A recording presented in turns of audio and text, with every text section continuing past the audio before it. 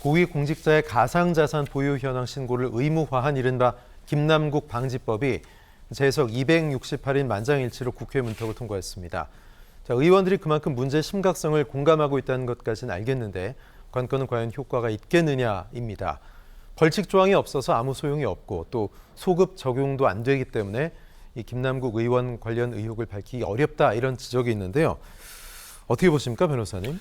이거 참 이게 웃기는 겁니다. 2020년 6월 1일부터 그러니까 국회의원이 이번에 21대 국회의원이 되고 나서부터 이달 말까지 5월 31일까지 가상자산을 소유하고 있는 거 거래한 걸 갖고 변동 사항을 모조리 신고를 해라. 네. 국회의원뿐 아니라 가족까지 직계 존비속까지 다 신고를 해라 이 얘기예요. 그리고 앞으로 이제 6개월이죠. 6개월 뒤에까지 전 공무원들 지방자치단체 공무원들까지 예. 가상자산 보유 현황에 대해서 다 신고를 하도록 했는데 문제는 그렇습니다. 이 가상자산 신고하지 않는다고 해서 거래 현황 같은 걸 정확히 알 수 있는 사람은 대한민국에 아무도 없어요. 그러네요. 이른바 콜드 월렛이라고 하는 전자지갑, 전자지갑에 짓고 다 모아놓고 그 입 딱 닫고 있으면 네. 아무도 몰라요. 이번에도 김남국 의원 거로 추정된다 이렇게 얘기했었잖아요. 그죠? 추직이 안 된단 말이에요. 네. 정확히 못 밝혀내는 거예요. 네. 이 본인에게 권장을 때려가지고 자백을 받지 않는 이상은 방법이 없는 거예요. 예. 그래서 이걸 고지 거부하면 뭐 어떻게 한다. 또 처부조항도 없잖아요. 나는 이번에 유심히 보는 것이 만장일치로 이 법을 통과를 시킨 겁니다. 네. 만장일치가 왜 그래요?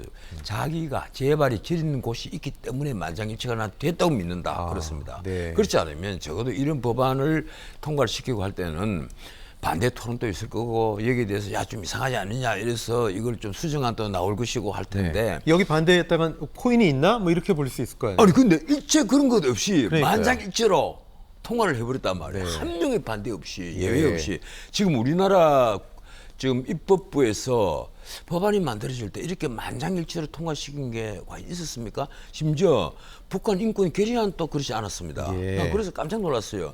야, 그래서 그 뉴스를 보면서 속으로 이렇게 생각했습니다. 야, 재발쳐진 도둑놈이 꽤 많이 있구나. 예. 전 그렇게 생각해요. 네. 내가 우리 대한민국 국회의원을 의심하는지는 모르겠는데 네. 실제로 코인을 한다고 자랑을 한 소장파 국회의원이 있었단 말이에요. 나한테. 네. 그러니까 그 친구도 나는 찬성을 했으니까 내가 의심할 수밖에 없는 겁니다. 근데 그 누굽니까? 친구가 직권 여당은 아니에요. 그런데 어쨌든 지금 재밌는 것은 위메이드의 그 출입 기록이 공개가 됐잖아요. 국회 출입 그러니까요. 기록이. 그런데 거기를 보면 오히려 국민의힘의 윤상현 의원이 3번, 허은하 의원이 3번, 뭐 네. 이런 식이에요. 그리고 민주당은 한 번씩 간 국회의원들 김한규 의원 수부르기 있고. 예. 오히려 김남국 의원은 없어요 또. 글쎄 말이에요. 네네. 이 김남국 의원은 또 없어요. 그래서 이게 뭐냐. 그러면 도대체 에어드랍을 누구에게 한 것이냐. 네. 그리고 누구에게 로비를 한 것이냐. 게임 업체에서 이 이 로비를 했다는 건데 누구에게 예. 한 것이냐. 이거 그렇다고 해서 이 국회의원들을 다 권장 때릴 수도 없잖아요. 이게 참 심각한 문제입니다. 사실은 네, 네. 이 문제가 다른 거와 같이 검찰이 압수수색을 해가지고 쫙 뭐 밝혀낼 수 있는 거는 또 모르겠는데 그게 그렇지 않단 말이에요. 아까도 말씀드렸지만 뭐 콜드 월렛이라고 하는 이 전자지갑에는 넣어버리면 그만이란 말이에요. 네. 그거 넣어버리면 본인만 알고 있는 거예요. 예. 본인만 그거 딱 들고 있으면 되는 거예요.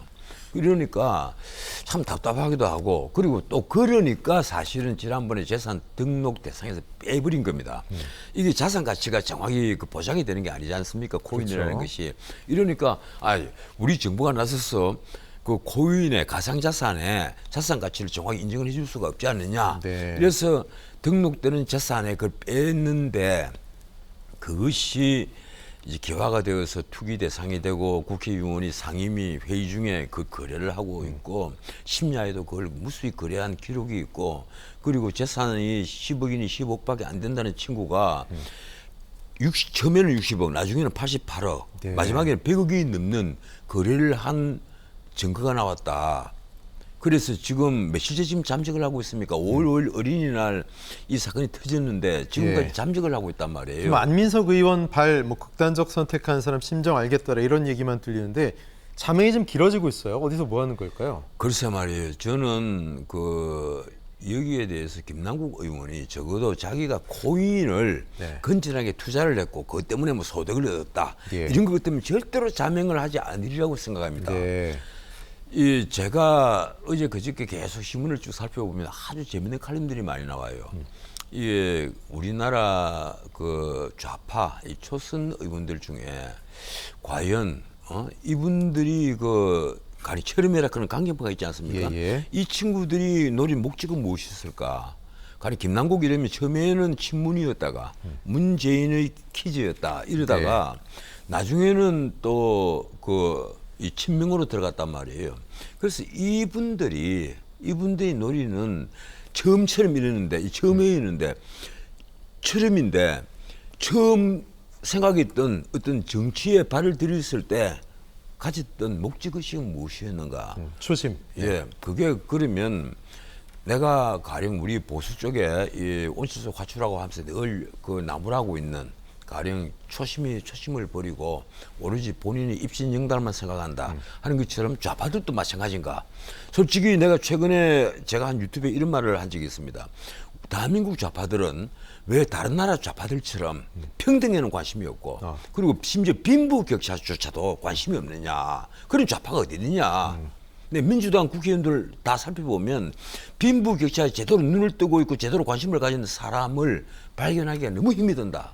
제가 그런 얘기를 한 적이 있어요. 네. 진짜 그렇습니다. 그 마음은 조금 또 내가 다른 사심이 없는 평가입니다.